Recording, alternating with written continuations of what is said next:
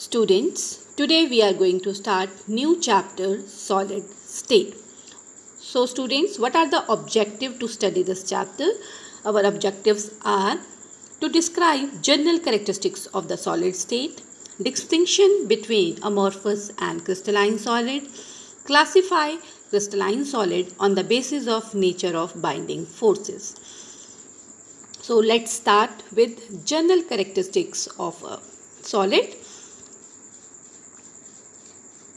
Dear students, as we all know, solids have definite mass, volume and shape.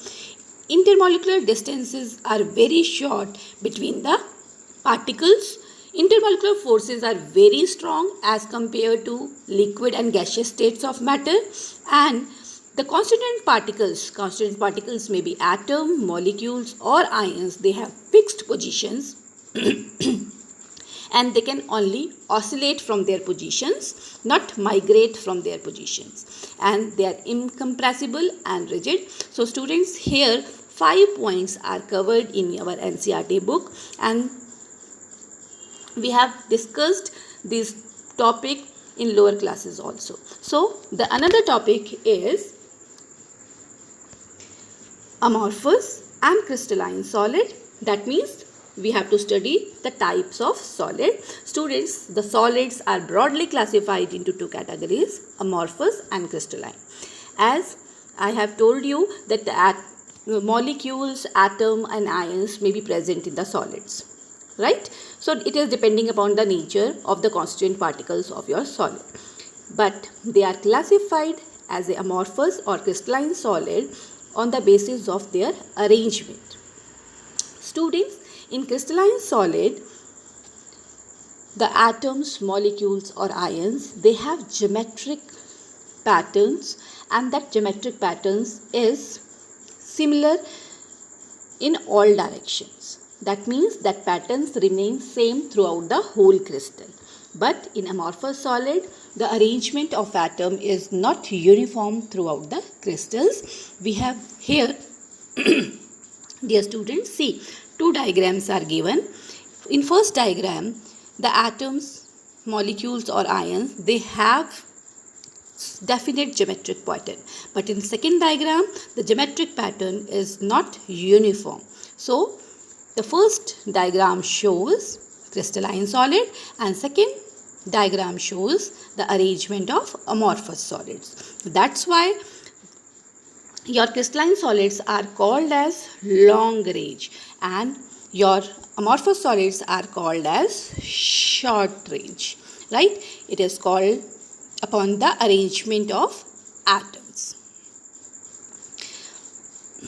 Now students, we have to compare crystalline solid with amorphous solid. See students, here the tabular form is given. Before that, I just want to discuss certain properties of crystalline solid, and side by side I am going to compare with amorphous solid. We have observed that crystalline solid having sharp melting point.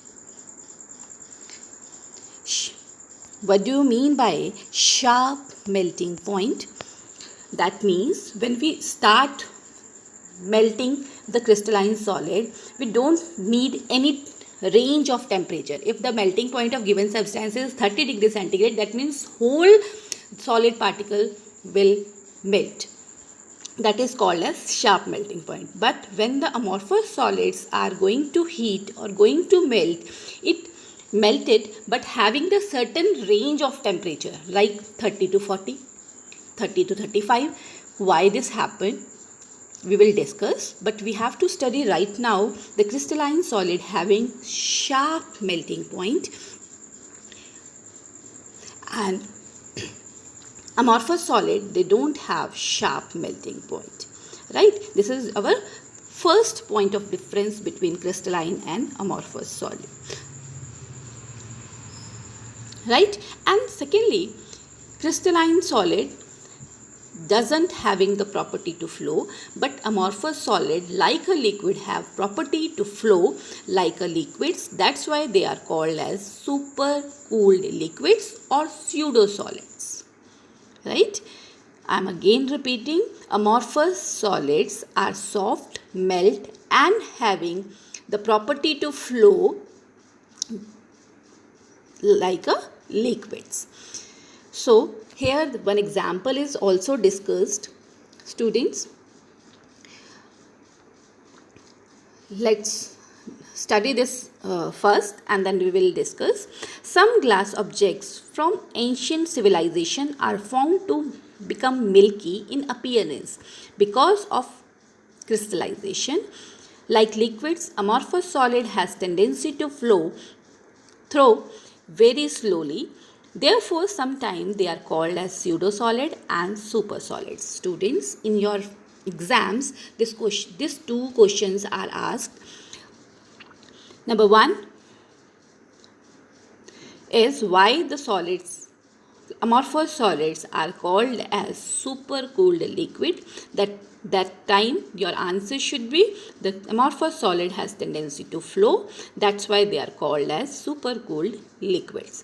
And the second question that is asked in your CBSE final exam, that is why the window panes of buildings are milky.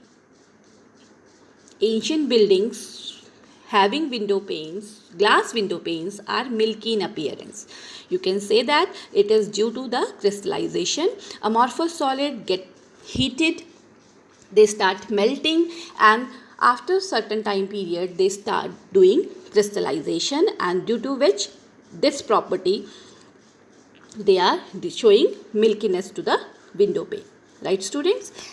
Another important property which is used, that is to compare the crystalline solid and amorphous solid, is cleavage property. Students, here in your tabular form the second property is given, that is cleavage property. When they are cut with sharp edged tools, they split into two pieces with plain surfaces, smooth surfaces. But in amorphous solid, when they are cut with a sharp edged tools, they do not having smooth edges, they have irregular spaces. It's very much clear to you because the constituent particles are arranged in a definite pattern, but in amorphous solid they are not present at the definite pattern. Some here having intermolecular force, somewhere is having the intermolecular force is strong, somewhere is where the constituent particles are away from each other, they have distance between them, they need a less force to break them. So students, amorphous solid, they are not having smooth edge but irregular. Amorphous solid having irregular surfaces when they are cut with sharp edged tools. Right, students? And heat of fusion, the third point which is covered here, that is heat of fusion. They have definite and characteristic enthalpy of fusion, and amorphous solid do not have definite enthalpy of fusion. As we all know, the fusion is the amount of energy when there is a state change, when solid changes into liquid. The crystalline solid having definite fixed enthalpy of fusion, but amorphous solids do not. Again, it is the comparison point due to the geometric pattern of these solids. They have regular geometric pattern having definite intermolecular force of attraction, between the particles, but in amorphous solid they don't have. Somewhere force of attraction is very strong and somewhere having the loose or less intermolecular force of attraction. So that's why they don't have definite enthalpy of fusion. They have enthalpy of fusion in the range form, not a fixed form. Right? Right, students? So the next and very important property, and that property is generally asked in your paper, that is anisotropic nature. See students, in amorphous and crystalline solid, we are saying that the crystalline solid is anisotropic and your amorphous solid are isotropic. There are some physical properties like refractive index, they have a fixed value in case of amorphous solid instead of crystalline solid. So some students have a question in their mind, ma'am, why this happens, why the crystalline solid do not have the fixed value whereas amorphous solid having the fixed value. There is something why this can be happen. So let's discuss this with this paragraph discussion. See, amorphous solids are isotropic in nature. This property such as mechanical strength, refractive index, here it is discussed. Amorphous solids are anisotropic in nature. Their properties such as mechanical strength, refractive index, electrical conductivity, etc. are same in all directions. Students, please mention, see here, these are the amorphous solid. Now the reason is given and we will discuss with the help of this diagram also. This is because there is no long range order in them. The arrangement of particles is not definite along all the direction. The overall arrangement becomes equivalent in all direction.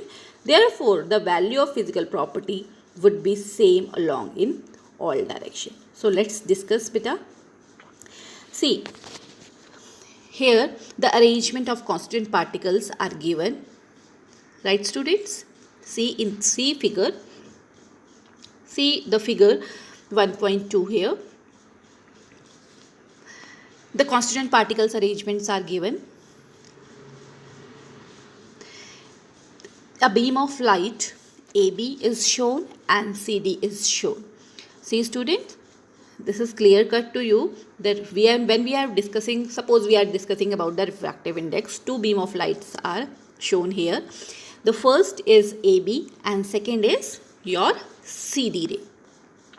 So students, AB ray has to face different arrangement of atoms and say different number of atoms, and whereas CD, if we are comparing AB and CD, the number of atoms and arrangement of atoms are different in both these rays. So that's why the property which is called as refractive index property, or you can say that in a broad classification in crystalline solid they are anisotropic because these two rays has to face different type of arrangement of atoms when we are dealing with the properties, physical properties. So depending upon the nature of these particles, we can say that amorphous solid, they are irregular, their arrangement is not similar in all direction, but in crystalline solid arrangement and atoms are present in their fixed positions. When we are passing the light through them, the different ray of light has to face different arrangement of atoms. That's why they have different values. So crystalline solid are considered as anisotropic and amorphous solids are called as isotropic. Because we have to, in a case of amorphous solids, they are working always working as a average because their constant particles are not present in a perfect arrangement. Right students? That is all about for today. Thank you so much.